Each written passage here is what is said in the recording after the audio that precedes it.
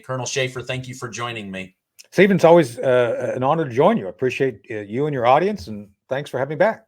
Yes, of course. So I want to hit some international stories, but then also several local stories. Russian President Vladimir Putin said he wants to hear more about Donald Trump's ideas of ending the Russia-Ukraine war. Zelensky said he also wants to understand how this might happen and what level of support Ukraine would get if Trump is reelected. Yeah. And then back here at home, Democrats are saying Trump is a Russian spy. He started this war secretly to make Biden look bad. What's your reaction to these three different responses? I don't think anybody has to work to make Joe Biden look bad. Just saying. I think that's kind of like, really? It's like, okay. So first off, I don't even know it's possible, to be honest with you, but let's break that down a little bit. So first off, to speak the truth somehow offends the left at this point, but I'm just going to say it. So the Russians are paranoid, period. And until you understand the Russian mentality, you're not going to get the fact that Putin and company are relying upon a culture that has suffered and endured multiple invasions by foreign threats, period. It is what it is. You're not going to change the fabric of the Russian culture. So Putin is acting in regard to what he believes both is culturally supported and practically oriented to protecting the Russian Republic. That's it. It is what it is, what it is. And until people can accept that, you're going to continue to miscommunicate, to use a George Bush word, regarding the situation. You're not going to be on a path of resolution. Viktor Orban, the Prime Minister of Hungary and a senior in the European Union, reached out to Putin and actually did diplomacy. He engaged, he talked to the man. He wanted to hear from Putin what his grievances are. He talked to Zelensky, and Zelensky apparently was not keen on whatever he said. But someone's got to look for an off-ramp. And I'm telling you right now, Trump did nothing to promote the war. Biden himself said he did not have an issue with, quote unquote, Putin taking a little bit of Ukraine. So I don't know how it's like. I don't think that was AI, Stephen. I think that was Biden being whatever flavor of Biden you care to name, based on the fact I think he's on a spectrum of sanity from completely insane to semi-cogent. Just saying. So I think I dismissed the whole thing that Trump had anything to do with the war. And I was at Trump's rally a week ago. At the time we're taping this, it was 10 days ago in Chesapeake. He said flat out, I agree. Putin would not have invaded for two reasons. First, I think Trump had an ability to actually recognize when things are about to go off the rails, and he would have done something to either show strength or show the ability to negotiate. That's what I think. And the truth be told, going back to my original part of opening of my answer, the Russians have been lied to from the beginning regarding Ukraine, regarding from 92, from the Budapest Agreement, which basically established Ukraine as an independent nation. I think it's Budapest. I have to go back and check. But in 92, George Baker, the Secretary of State then, said as part of the agreement for Ukraine to give up its nuclear weapons, to denuclearize itself, the agreement was that they would be given territorial guarantees by Europe, and that NATO would not go further east based on the overall agreement and the framework that Ukraine would remain a neutral nation. So as much as anything, when you fast forward to the issues that we're now facing at this point, the Russians feel they've been lied to. It is what it is. You're not going to change their perception. And one of the first things we learn as operatives, intelligence operatives, spies, is that perception is reality in the mind of your adversary. So you can't change that. So the idea somehow that us continuing to feed wonder weapons that really aren't all that wondrous and don't do the job to Ukraine, thinking somehow there's going to be a military victory, is beyond insane. Simply, we have sacrificed a whole generation of Ukrainian youth on the altar of the left wanting to dismantle and balkanize the Russian Republic. It's not going to happen. It's not in the cards. And the longer we persist with the Joe Biden-driven left-driven narrative that, Ukraine will prevail militarily if they just get the next weapon or if they just get the next $50 billion. That's what they need. We've been hearing this now for 2.5 years. It's not going to happen. It's time that people, real adults with real interests in world peace, start talking to the Russians and find a path forward. So anyway, it's a very long answer to your question, but I hope that was Well, Prime Minister Viktor Orban of Hungary said there is no path to victory for Ukraine. The only thing we can do is stop the bleeding, right? That's right. But why is Viktor Orban the only leader in the European Union that we know of publicly that is trying to do diplomacy with Putin? Biden's not getting on the phone with him anymore. No. Macron's not getting on the phone with him anymore. So now diplomacy's out the door, military threats are in, and Viktor Orban is saying, hold on, we need to stop the killing.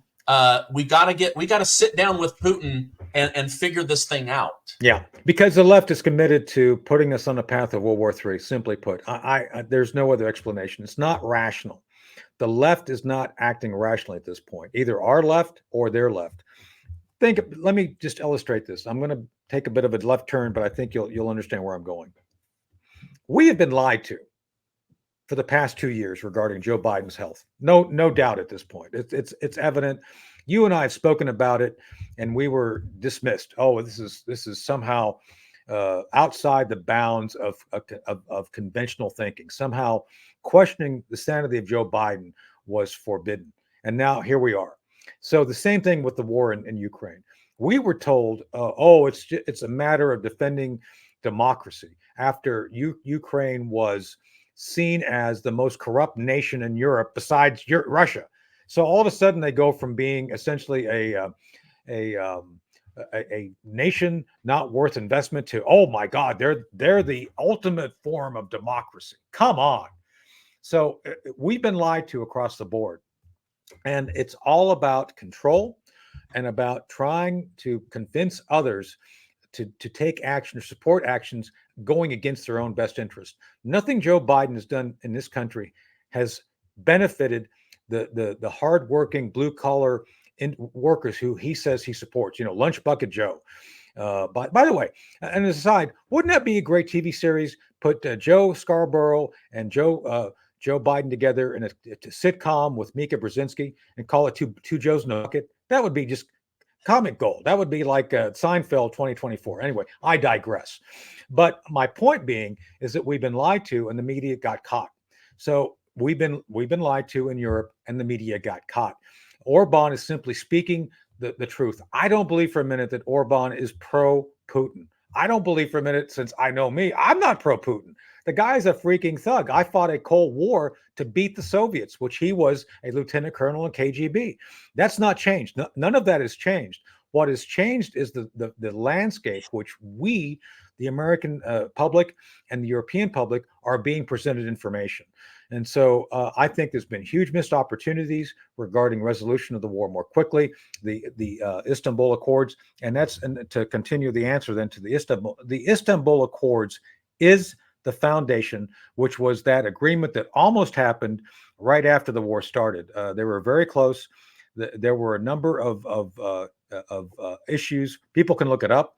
The Istanbul Accords, the British torpedoed it, basically demanded that Zelensky walk away from it. That resulted in the expansion and continuation of the war. I think the Istanbul Accords is and I think they're calling it Istanbul Plus. I can't speak for Trump. I did speak to Trump, but I did not speak to Trump about this 2 weeks ago, about 10 days ago. But I do believe that that going in, that Orban has talked to Trump, that Trump, I think, I think there's some things on the horizon for Trump's going to have an opportunity to go talk about this to the Europeans. I don't want to say anything about that yet, but I think there's a good chance of that.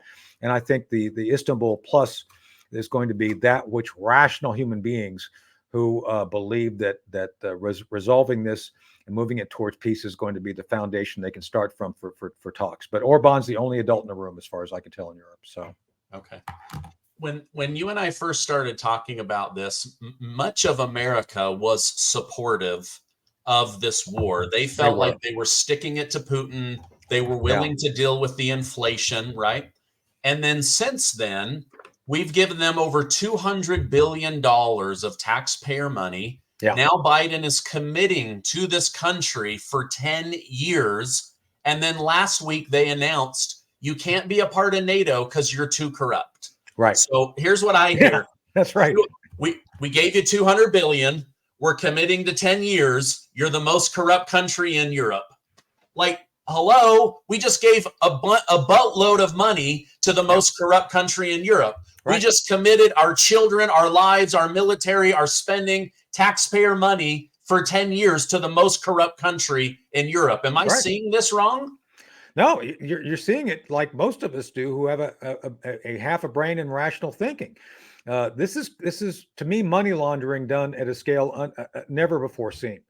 And remember, and the good news is, if there's any, this is not a treaty. Like, this commitment is 10 years, like whatever, with the stroke of the pen, the next president can erase that. It's like, yeah, we're done with this. Sorry. And we should be, because it's insane. And to that point, Stephen, this is where, again, I was one of the early adopters of saying this was insane, right? What we started talking, I was part of a vocal, but a qualified but vocal minority. And by the way, we're still very vocal. I've not changed my tune, but I think more people are coming around to understanding what you just said. It's like, really? The most corrupt nation in Europe, and we're funding them? Come on. And I think most people recognize that. The other thing I want to add to the conversation is all of the effort to hurt Russia has backfired. Right now, Germany is in a deindustrialization mode. They're on a slow path back to the Stone Age, literally. They're shutting down nuclear plants. They don't have natural gas. Literally, I mean, so what are you going to do? Burn the basic documents you have for the news. I mean, what are you going to live off of? Burning papers or something? I don't know. I think they burned books before. It wasn't a good idea. Just saying. So I think it's something that they have to look at. Plus, the sanctions. The EU just recently, and NATO just approved a new round of sanctions. Stephen, last week, I think it was last Thursday or Friday, the World Bank upgraded Russia, the economy, to a high-income economy with growth of 11.2%. Does that sound like sanctions have been like having an impact on Russia? So this is the World Bank. This isn't even like some conservative organization. The World Bank has upgraded Russia to a high-income nation in the middle of sanctions. What does that tell you? So something's up here, and we're not being told the full truth. Yeah. You understand military command and the presidential briefing. How dangerous is it now that our enemies are fully aware that the commander-in-chief of the U.S. military is mentally compromised and his dementia is only getting worse? How dangerous is that? Well, Stephen, you remember, probably like many of us, the 3 a.m. call with Hillary Clinton. You know, who would take that 3 a.m. call? You know, that was back in 2016. She did it in 2008 too. It was like a commercial with the phone ringing. Who will be taking the 3 a.m. call, you know, to respond to some crisis? Well, now it really is who will be taking that 3 p.m. call, because Biden's already asleep at 3 p.m. You know, he's down for the count at 3 p.m. So that people know that, and people recognize that there's nobody really in charge. And I think even Olivia Nunes over at the New Yorker actually did an article this last Friday. It's like the left was shocked to find that there's no president in charge. As a matter of fact, the New York Times doubled down on that. Actually did an article saying, do we really need a president? These are the people who are constantly screaming about defending democracy. Think about this. The disresonance of their messaging to what they're willing to do. To me, at this point, and I'm going to say it straight up, they have become the mainstream media who covered for Joe Biden to cover up the clear decline in mental health, the clear indication he's not in charge. They have become the domestic enemies we were warned about by the founding fathers. They are not for defending the republic, and I took an oath to defend against domestic enemies. And these people are domestic enemies because everything they're doing right now weakens the United States, weakens the requirements of our government to protect and defend the Constitution and the interests of the people. They are not doing that. And I think the more we see these sorts of things, Joe Biden not being seen as someone who could take that 3 p.m. call, let alone a 3 a.m. call, our enemies know that. And we are in jeopardy for the next few months, no matter who's in charge. And I think that's the real danger here. Okay. You probably saw this. I know you and your team research heavily on a daily basis, but the day after the debate, the left like swung and was like, oh my gosh, they were in a panic. And they were wanting to drop Biden, force him out, replace him with Michelle Obama or Hillary Clinton or Pete Buttigieg or whoever it was. And then now it's swung back and it's like, I can't believe you wouldn't support this president. He's done so much for us. I think as they've realized they've got no one that can beat Trump, they're like supporting this. And I want to read this quote because this kind of sums up what's going on.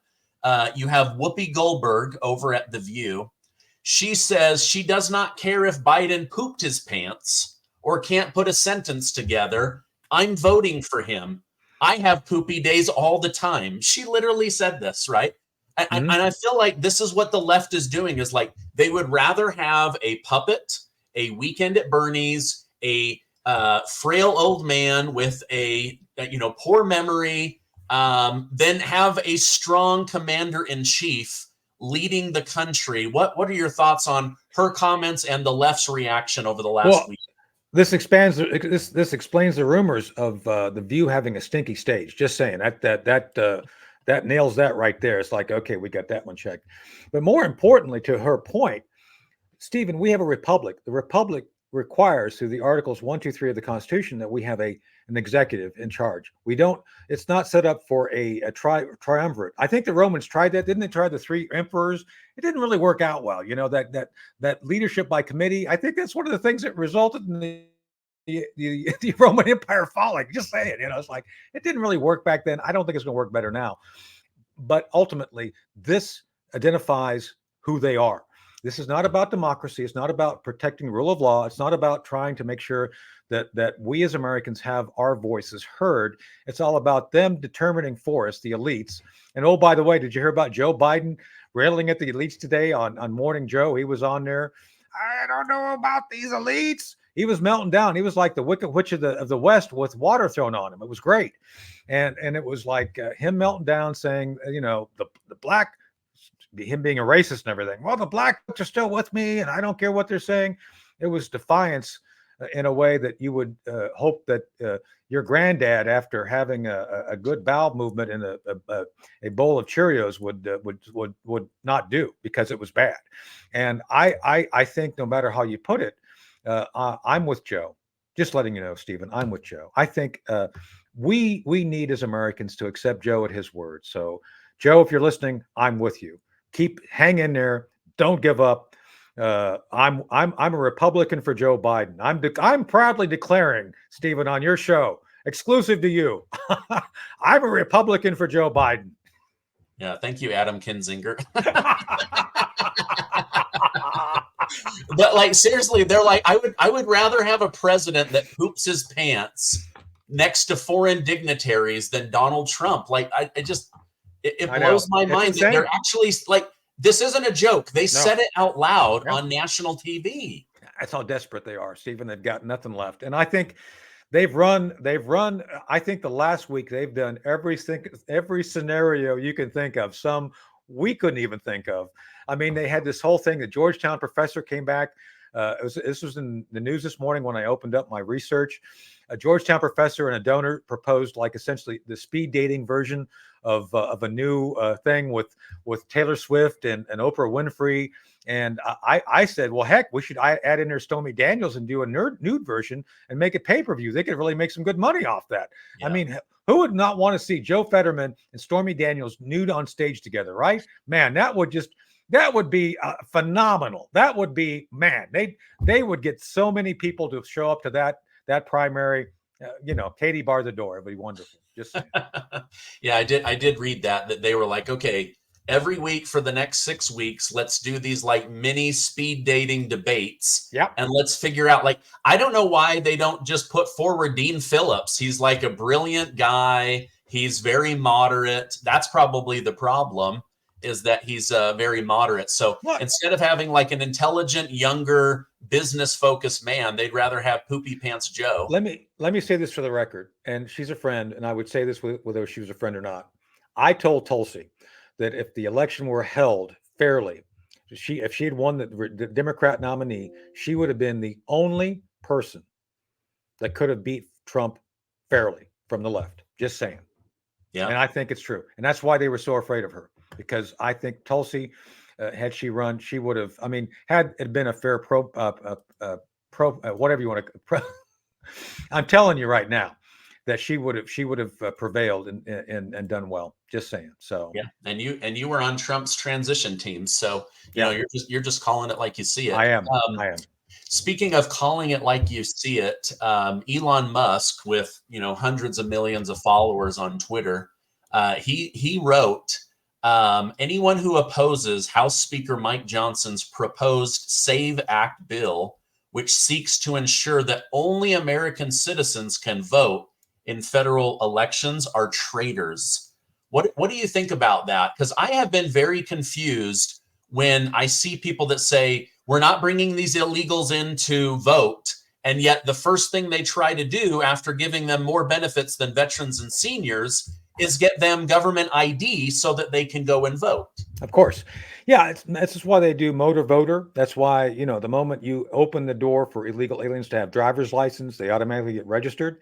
And don't let them lie to you saying, oh, no, that's a separate issue. No. It's all related.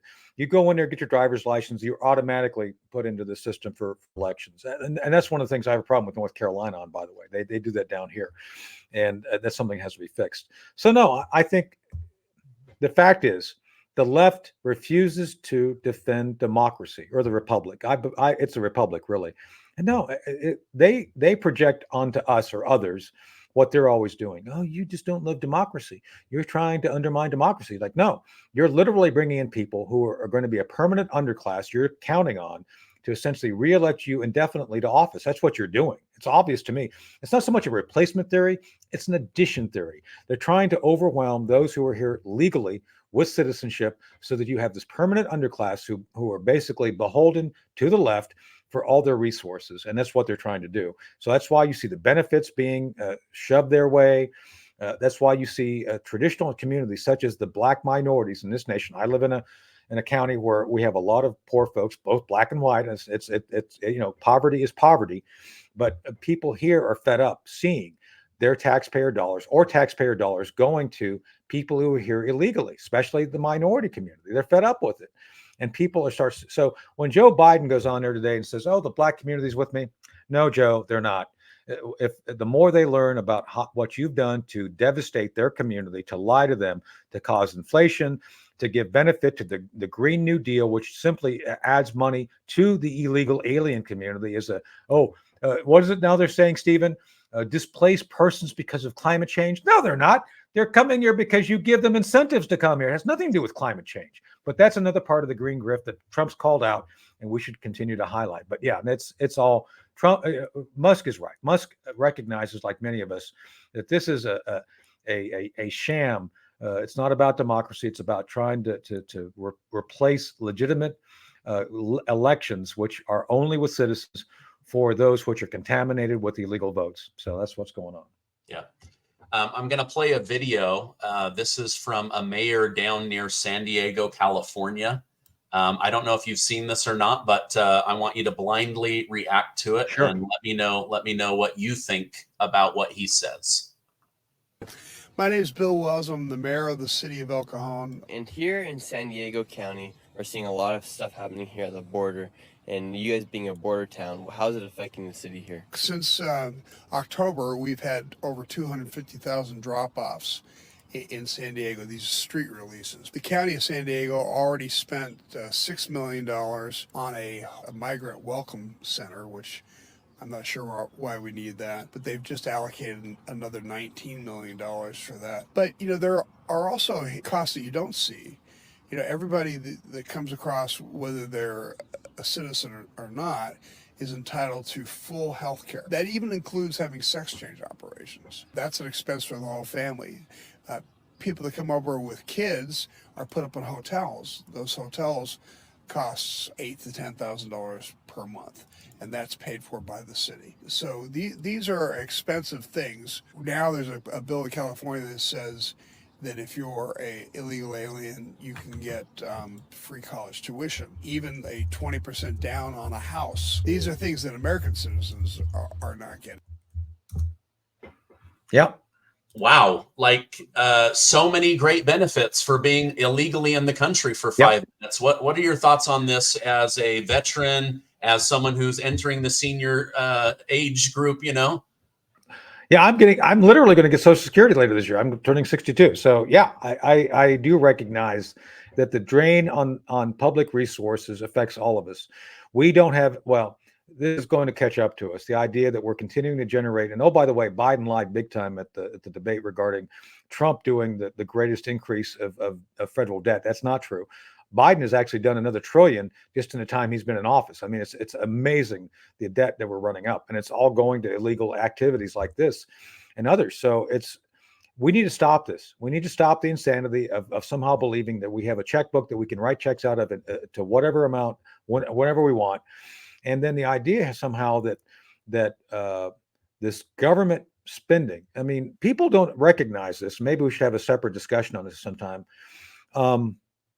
Quantitative easing, that term is pure evil. Quantitative easing is the government essentially buying its own debt for purposes of trying to devalue money. It's devaluing your own dollar.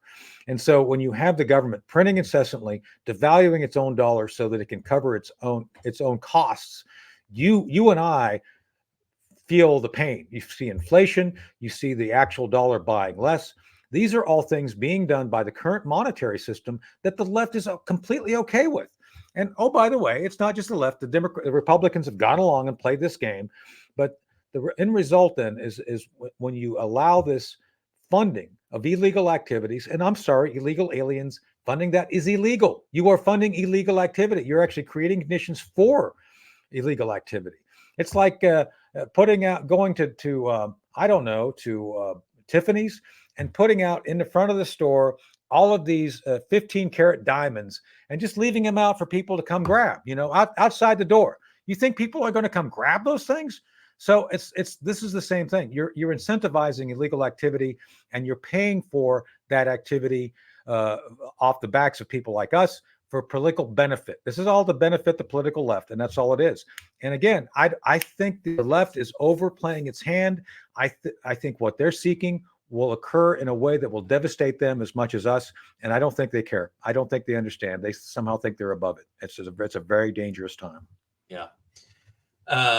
Donald Trump has said at his at the upcoming RNC event that he will announce who he has chosen as vice president. Do you think he already knows? They've had the conversation, they've accepted, or do you think he's just put that timeline to put the pressure on himself to figure it out? And who do you think it might be? Well, I've avoided, because I know some of the people who are in contention. I'm not going to comment on who I think it is. As a matter of fact, I'm trying purposely to just avoid that, because I know Dr. Carson, he's a friend, and I know a couple other folks. I just don't want to get in the middle of that, so I don't even know. And I don't know enough about. I've been tracking the internal kind of family politics and Republican politics, so I don't honestly know. So I just leave that there. Regarding the announcement, Trump's been saying he's going to announce it for a while. It's like, I was joking with one of the Trump folks this morning. It's like, it's okay, I get it. You want the drama. You want people to show up at rallies, and like when I was there at the thing at Chesapeake last week, 10 days ago, Stephen, there was a rumor that he may announce it during this thing. It's like, okay, I get showmanship. It's fine. And by the way, he had a huge turnout. I mean, thousands of people showed up. And Youngkin, by the way, speaking of someone who would probably be a good candidate who's not officially on the list, Youngkin was a great spokesman. Governor Youngkin of Virginia. Man, he was out there doing some great things. He's doing great things for Virginia, by the way, too. He's pushing back against a lot of the liberal forces we've talked about regarding overspending and all these other things. So not that I'm not saying something. I don't know Youngkin's on. I don't know, but I'm just saying Youngkin was a good guy during that. But I think it's very possible he's going to announce it. I think Apparently, I've heard, maybe you can confirm it, Stephen, the Democrats are waiting to hear the outcome of Trump's announcement so they can kind of figure out who they want to put up forward as a 1-2 potential counterpunch to Trump. I don't think it's going to work. Like you said, I'm with Joe, just saying. So I think that I don't think they have many options, and I think they're going to try to triangulate based on whoever Trump does announce. And I think it's going to be this week. I think it's going to do it before the convention, I think. Okay, interesting. Any idea or thoughts on whether Joe Biden will actually make it to November 5th? Is he going to get past the Chicago DNC convention? So it's very clear that they're having a civil war, and I'm not in it. I just watch it on Twitter, and man, is it ugly. Like, the ones that want him out, they're ugly. The ones that want him in, they are ugly. And he just sent a verbose 2-page word full and content light letter to members of Congress saying, "Hey y'all, I'm the man." In another show of extreme weakness. Like, really? You have to remind people you're president? I don't, as the official Soprano account said over the weekend, their X account said, with a thing of Tony Soprano, this is great. The moment you have to tell someone that you're the leader, you're not. So, even the Sopranos are getting involved in this and pointing out that the more he does this, the more weak he shows. With that said, it's all going to come down to the donors. I think Miss Disney, the Disney heir, said she's not giving another dollar. Ron Klain said, "Well, we don't care about the donors." Like, yeah, you do, dude. It's all going to come down to who's going to pay the bills, and if they think that Biden's the guy or not. You're not going to run this with no money, and I think it's going to come down. And by the way, just on a personal note, I don't think Biden can make it. I think whatever drugs they got him on, and oh, by the way, at the time we're taping this today, it came out officially that a Parkinson's disease specialist from Walter Reed has visited the White House 10 times in the past year. So something's up. Something big time is up, and it's not good. 10 times. I heard that. I heard over the weekend that there was a 7-hour meeting with Biden, a cardiologist, and this Parkinson's doctor. Then Representative Comer said, "We're calling in one of the doctors because we believe that there's a pay-to-play scheme worth over $200,000, and we're going to investigate Biden's doctor now." Yeah. Well, I'm just telling you that this is from the Washington Times, which I tend to believe they're reporting. They announced this morning that there's now they've got apparently the receipts, which is the White House visitor logs, that a Parkinson's disease expert from Walter Reed visited the White House 10 times in the past year. 10 times. Wow. Okay. I did not see that. Thank you for bringing that to my attention. Oh yeah. No problem. I know we've got a hard out, Colonel Shaffer. I appreciate you coming on, staying up to date on all of these stories, helping us understand the Russia-Ukraine situation and also politics here in the homeland. Thank you so much. I hope you have a great rest of your day. Thank you. Yeah. And again, look forward to coming back and I would like to talk more next time about Ukraine and what to expect, because I think there's going to be some big developments with Orban going and everything. And one last thing, go Joe. Stop it. All right. Have a great rest of your day.